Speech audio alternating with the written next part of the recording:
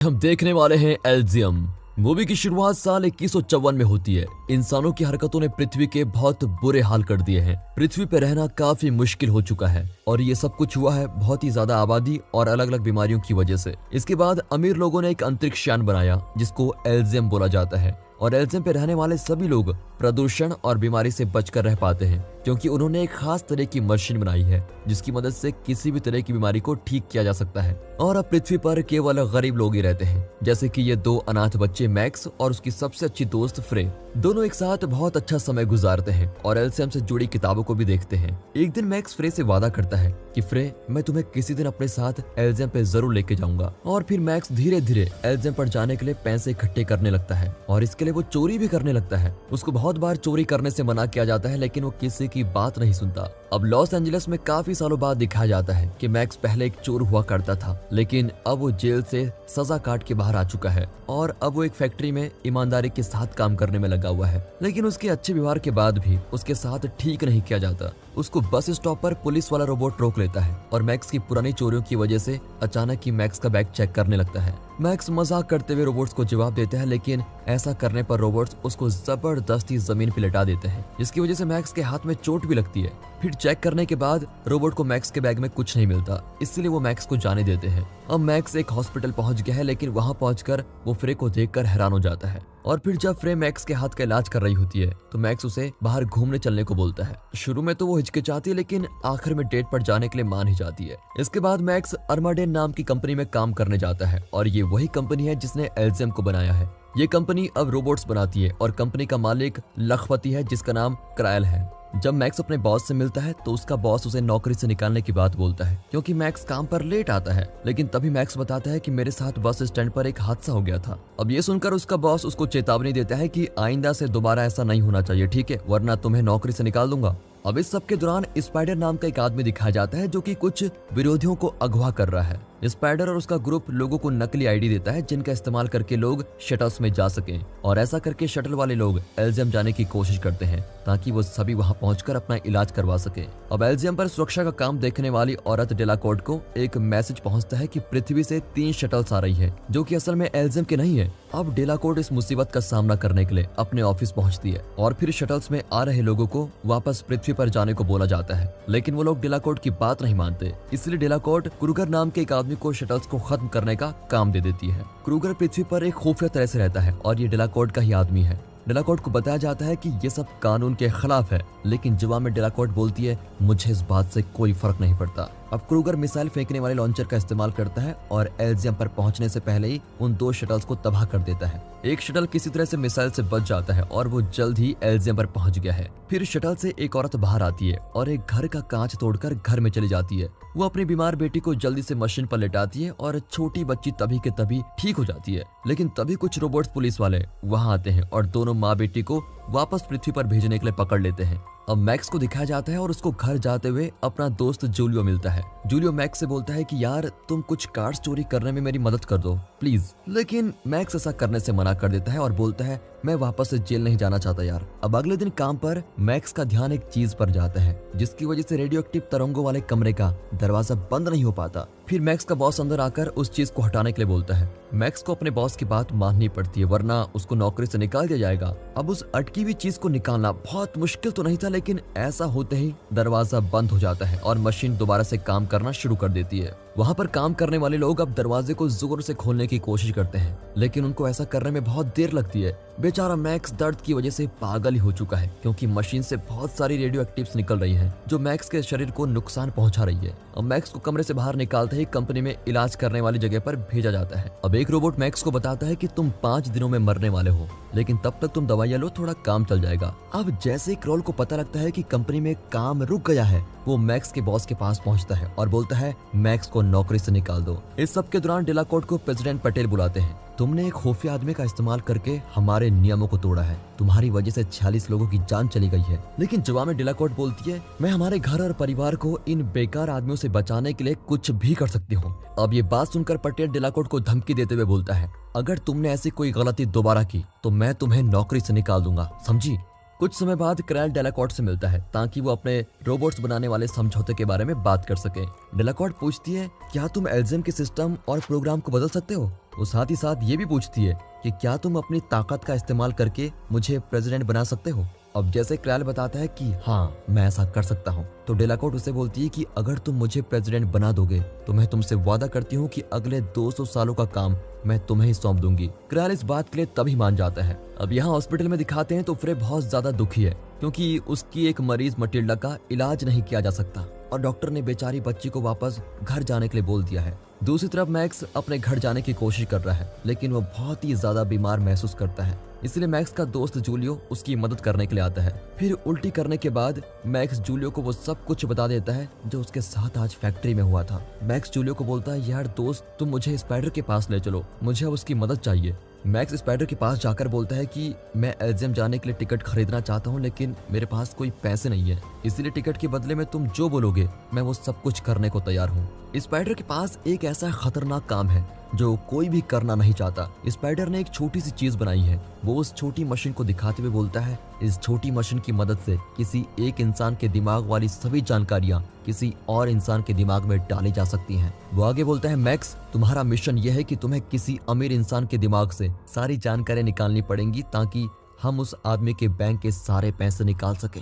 Max बोलता है कि ठीक है मैं ये काम करूंगा लेकिन वो अमीर आदमी क्रायल होना चाहिए और साथ ही साथ तुम्हें मेरे लिए एक टिकट निकालनी होगी। स्पाइडर मैक्स की शर्तों को मान जाता है और मैक्स के शरीर पर एक सूट लगाने की बात बोलता है। वो कहता है इस सूट की मदद से तुम रोबोट्स के जितने ताकतवर हो जाओगे और तुम्हारे शरीर के साथ जो गड़बड़ हो रही है वो काफी हद तक ठीक हो जाएगी और इस सूट को एक्सोस्केलेटन सूट बोलते हैं। इस एक्सोस्केलेटन सूट को मैक्स के शरीर के साथ जोड़ने वाला ऑपरेशन काफी मुश्किल होने के साथ साथ काफी लंबा भी चलता है लेकिन आखिर में ऑपरेशन सक्सेसफुल हो जाता है और अब मैक्स उन सभी रोबोट से लड़ने के लिए बिल्कुल तैयार है जो उसके सामने आने की कोशिश करेंगे। मैक्स की बाजू पर एक आईडी टैटू भी लगाया हुआ है जिसकी वजह से एल्जियम यान का सिस्टम यही मानेगा कि मैक्स यहीं पैदा हुआ था। अब क्रायल को दिखाया जाता है जो कि एल्जियम से जुड़ी सभी जानकारियों पर पासवर्ड जैसा कुछ लगा रहा है ताकि कोई उसके दिमाग की जानकारी को चुरा ना सके। आखिर में क्रायल अपने कंप्यूटर को भी तबाह कर देता है। अब वो अपनी एक शटल को लेकर एल्जियम पर जाने लगता है लेकिन उसी समय वहाँ मैक्स और उसके साथी क्रायल को पकड़ने के लिए आ गए हैं। मैक्स उड़ते हुए शटल के ऊपर हमला करता है जिसकी वजह से शटल नीचे गिर जाती है और एल्जियम पर डेलाकोर्ट अपने फायदे के लिए क्रायल पर नजर बनाए हुए हैं। फिर डेलाकोर्ट को क्रायल पर हुए हमले का पता भी चल जाता है इसीलिए वो क्रायल को बचाने के लिए क्रूगर को भेजती है। फिर मैक्स और उसके साथी वहाँ पहुँचते हैं जहाँ क्रायल का जहाज गिरा था लेकिन वहाँ पहुंचकर उनको काफी रोबोट्स दिखते हैं जो क्रायल को बचाने के लिए आए हैं। फिर मैक्स बड़ी मुश्किल से एक रोबोट को तो गोली मार ही देता है और दूसरे रोबोट के साथ वो हाथ पैर वाली लड़ाई करता है।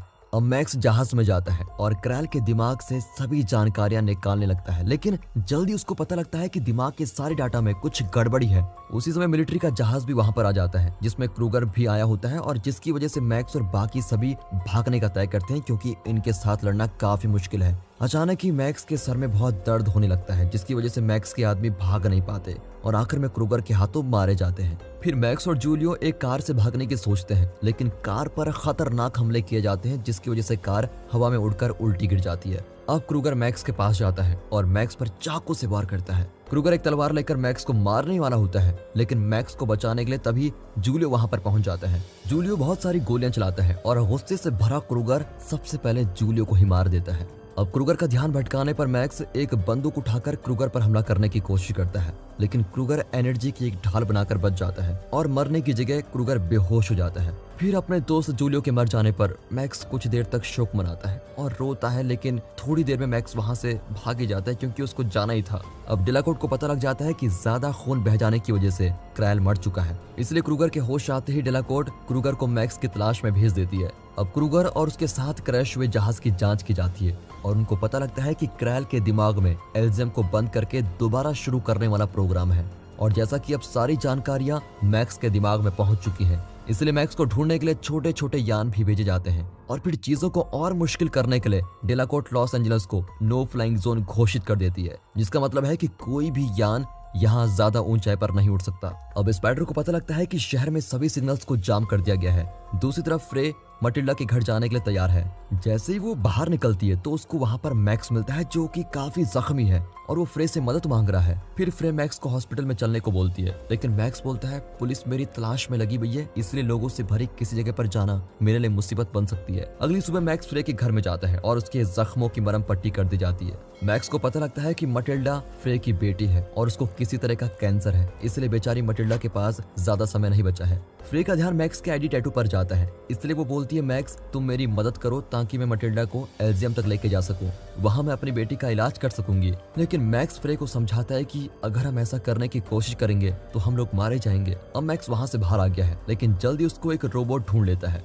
मैक्स भागने की कोशिश करते हुए रोबोट के ऊपर चीजें फेंकता है और किसी तरह से वो रोबोट बंद होकर नीचे गिर जाता है। हालांकि ये सभी चीजें क्रूगर तक पहुंच जाती हैं, इसलिए वो मैक्स को पकड़ने के लिए अब आ चुका है। वो फ्रे के घर में जाता है और मैक्स को घर में जगह देने के लिए फ्रे और मटिल्डा को गिरफ्तार कर लेता है। अब तक मैक्स स्पाइडर के यहाँ पहुंच चुका है और एल्जियम तक लेके जाने वाली टिकट मांगता है। तभी स्पाइडर मैक्स को बोलता है मैं शटल्स को पृथ्वी से बाहर नहीं भेज सकता क्योंकि हमारे शहर के सिग्नल्स को जाम कर दिया गया है। लेकिन स्पाइडर साथ ही साथ ये भी बोलता है कि मुझे लगता है मैक्स तुम्हारे पास कुछ ऐसी जरूरी जानकारी है जिसकी वजह से सरकार ने सिग्नल्स को जाम कर दिया है। स्पाइडर सारा डाटा देखता है और उसको समझ आ जाता है कि इस डाटा में एल्जियम को बंद करके दोबारा चलाने का प्रोग्राम है, जिसकी मदद से वो लोग समाज में काफी अच्छे बदलाव लेके आ सकते हैं। हालांकि तभी मैक्स बोलता है कि मेरे पास तो जिंदा रहने के कुछ ही घंटे बचे हुए हैं और अब मैक्स वापस से उस रोबोट के पास जाता है जो कि उसका पीछा कर रहा था। वो रोबोट के जरिए क्रूगर को चिढ़ाता है ताकि क्रूगर उसका पीछा करना शुरू करे। क्रूगर आता है और मैक्स को जल्दी से ढूंढ लेता है। मैक्स अपने साथ एक बॉम्ब लेकर आया होता है और बोलता है अगर कोई कुछ भी गड़बड़ करने की कोशिश करेगा तो मैं बॉम्ब फोड़ दूंगा और ऐसा होने से मेरे दिमाग में सारी जानकारी खत्म हो जाएगी। ये बात सुनकर क्रूगर मैक्स को अपने साथ एल्जियम में ले जाने के लिए तैयार हो जाता है। जैसे ही मैक्स शटल में जाता है वो देखता है कि अंदर फ्रे और मटिल्डा भी हैं। अब क्रूगर डिलाकोर्ट को बताता है हमने मैक्स को पकड़ लिया है।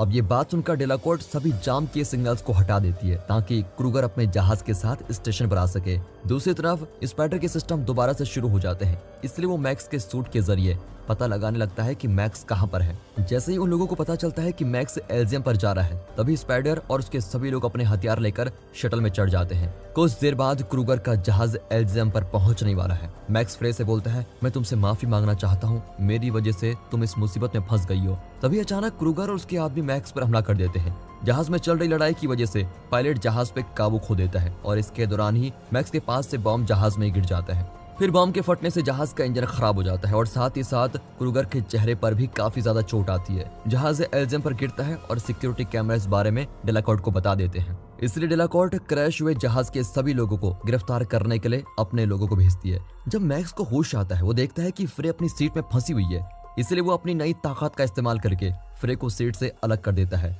अब क्रूगर और उसके आदमियों को भी होश आता है और वो लोग मैक्स से लड़ने लगते हैं। फ्रे जल्दी से मौके का फायदा उठाकर मटिल्डा को लेकर एक घर में पहुंच गई है, लेकिन जैसे ही वो इलाज करने वाली मशीन में मटिल्डा को लिटाती है तो मटिल्डा के साथ कुछ भी नहीं होता क्योंकि मशीन को बदल दिया गया है और अब ये मशीन उन लोगों के लिए ही काम करेगी जो एल्जियम पर रहा करते हैं। उसी समय वहाँ पहरेदार आ जाते हैं और वो फ्रे और मटिल्डा को देखकर जल्दी से बेहोश कर देते हैं। जब मैक्स जागता है तो वो देखता है कि डिलाकोर्ट और उसके लिए काम करने वाले कुछ लोग क्रायल का डाटा चेक कर रहे हैं। क्रायल के दिमाग वाली सभी जानकारियां बिल्कुल सही सलामत है, लेकिन पता लगता है कि अगर वो जानकारियां मैक्स के दिमाग से निकाली जाएंगी तो मैक्स मर जाएगा।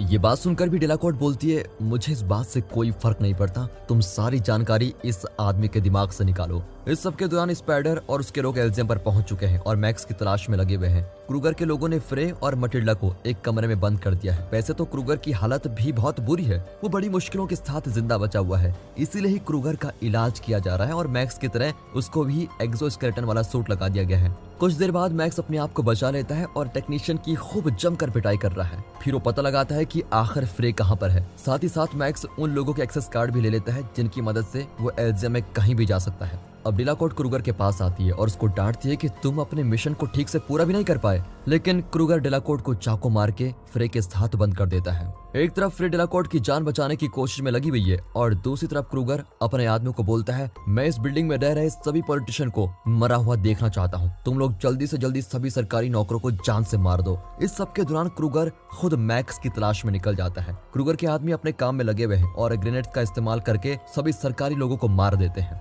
अब मैक्स कंट्रोल रूम में पहुंचता है और देखता है कि सारी जगह के बुरे हाल हो चुके हैं। स्क्रीन पर फ्रे और मटिल्डा दिखाई दे रही है और साथ ही साथ स्पाइडर के लोग भी पास पहुंचे जा रहे हैं। अब मैक्स स्पाइडर के साथ संपर्क करता है और पूछता है जो सभी जानकारी मेरे दिमाग में है, क्या उसकी मदद से हम सभी इंसानों को एल्ज़म का रहने वाला बना सकते हैं? स्पाइडर बताता है कि वो लोग ऐसा कर सकते हैं, इसलिए दोनों मिलकर एक प्लान बनाते हैं। इसके बाद मैक्स फ्रे और मटिल्डा के पास जाता है और देखता है कि क्रूगर के आदमी भी उस कमरे में है। तभी एक खतरनाक लड़ाई शुरू हो जाती है, लेकिन फिर भी मैक्स उन सभी पर हावी होता जाता है। वो क्रूगर के सभी लोगों को जान से मार देता है। कुछ और लोग आते हैं और मैक्स पर गोलियां चलाने लगते हैं, लेकिन मैक्स को भी एक बंदूक मिल जाती है जिसकी मदद से वो सभी लोगों को आसानी से मार देता है। इसके बाद मैक्स दोनों लड़कियों को एक लिफ्ट तक लेके जाता है और बोलता है फ्रे, तुम मटिल्डा का इलाज करने के लिए जल्दी से कोई मशीन ढूंढो। फ्रे बताती है कि आईडी के बिना हम इलाज नहीं कर सकते, लेकिन मैक्स वादा करते हुए बोलता है तुम चिंता मत करो, मैं जल्द ही इस चीज के लिए कुछ करने वाला हूँ। दोनों को भेजते ही मैक्स को चिल्लाते हुए क्रूगर की आवाज आती है, जिसका मतलब है कि क्रूगर अभी भी जिंदा बच गया है। अब दरवाजा खुलता है और मैक्स लड़ाई के लिए बिल्कुल तैयार खड़ा है, लेकिन पता लगता है कि क्रूगर की जगह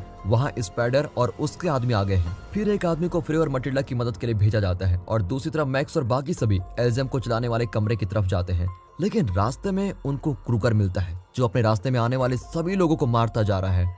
मैक्स और स्पाइडर भाग रहे होते हैं और फिर एक दरवाजा बंद करने की कोशिश करते हैं, लेकिन क्रूगर उस दरवाजे को जाम कर देता है। अचानक ही मैक्स के सर में तेज दर्द शुरू हो जाता है। अब इस मौके का फायदा उठाकर क्रूगर अंदर आता है और उन लोगों पर खूब हमला करता है। तभी मैक्स क्रूगर से लड़ता है और स्पाइडर ऐसा करने में मैक्स की मदद भी करता है। इसी दौरान क्रूगर की तलवार उसके हाथ से नीचे गिर जाती है, लेकिन इसके बदले में क्रूगर स्पाइडर पे चाकू मार देता है। अब वो मैक्स से लड़ने पहुंचता है और फिर दोनों के बीच जबरदस्त लड़ाई होती है। फिर काफी कोशिश करने के बाद स्पाइडर भी अपने हाथ से चाकू निकाल लेता है और एल्ज़म को चलाने वाले कमरे में जाने के लिए दरवाजा खोलने की कोशिश करता है।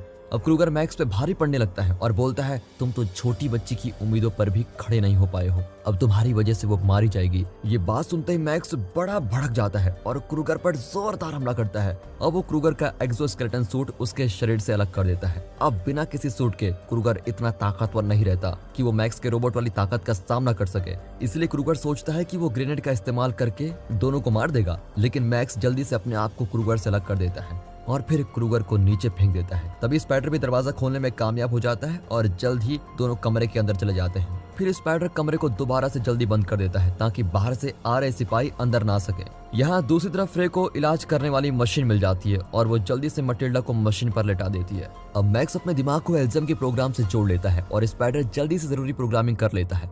अब स्पाइडर मैक्स को एक रिमोट कंट्रोल पकड़ाता है जिसके इस्तेमाल से पूरे यान को बंद करके दोबारा से शुरू किया जा सकता है। वो साथ ही साथ बोलता है मैक्स, तुम्हें एक बात बताना चाहता हूँ, अगर तुम बटन दबाओगे तो तुम भी मारे जाओगे। मैक्स कंप्यूटर से जुड़ा हुआ है, इसलिए उसकी मदद से वो फ्रे से बात करता है। वो बोलता है फ्रे, मैं तुमसे माफी मांगना चाहता हूँ कि अब मैं तुम्हारे साथ नहीं रह पाऊंगा, लेकिन मैंने अपने बचपन का वादा पूरा कर दिया है, मैं तुम्हें एल्ज़ियम तक लेके आ गया हूँ। फिर मैक्स फ्रे के साथ बिताए हुए अपने अच्छे दिनों को याद करता है और फिर रिमोट का बटन दबा ही देता है। यहाँ पटेल बहुत सारे पहरेदारों के साथ वहाँ पहुँच चुका है और स्पाइडर को गिरफ्तार करने के लिए दरवाजा तोड़वा देता है। तभी अचानक एल्ज़ियम का सिस्टम बंद होता है और कुछ सेकंड्स के लिए सारा सिस्टम ही बंद पड़ जाता है। जैसे ही एल्ज़ियम चालू होता है तो वो पृथ्वी के सभी लोगों को एल्ज़ियम का नागरिक बना देता है। अब जल्दी से इलाज करने वाली मशीन चालू भी हो जाती है और मटिल्डा का इलाज होने लगता है। दूसरी तरफ रोबोट्स स्पाइडर को गिरफ्तार करने से मना कर देते हैं क्योंकि स्पाइडर भी अब एल्ज़ियम में रहने वाला बन चुका है और कानून के हिसाब से ऐसा नहीं किया जा सकता कि उसको गिरफ्तार कर ले।